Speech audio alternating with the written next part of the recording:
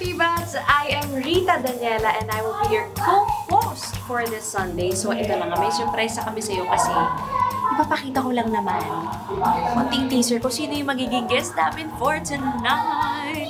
So eto na nga, pumasok tayo dito.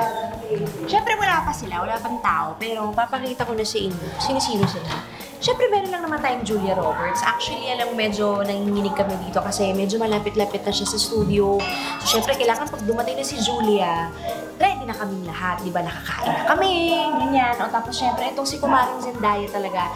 Ito, excited ako dito kasi, alam mo, maliban sa kaibigan ko siyang malupit, fan din ako talaga nitong ni Zendaya. Mapupusay eh. Pero alam mo mga katibats, ang talagang excited ako, yung Kelvin Miranda, yung Paul Salas, yung Radson Flores. Kasi parang nung nalaman ko pa lang na sila yung magiging guest for tonight, kahit pa sabi mong co-host ako, mas na-excite ako sa kanila Charot.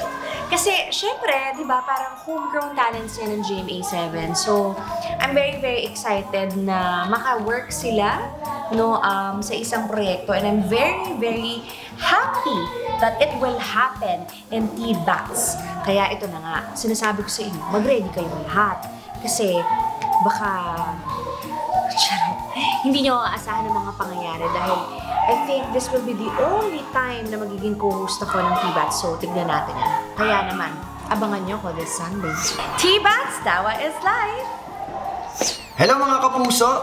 Kung na-miss nyo ang mga highlights at iba pang T-Bats exclusive, just visit ULOL and GMA Network channel sa YouTube dahil nandyan pong lahat na yan. May MOS, may parody, may pranks, may mga masasayang interviews, at marami pang iba. After nyo manood, mag-comment sa baba at babasahin yan ng Bubay and Tekla. T-Bats, Tawa is live!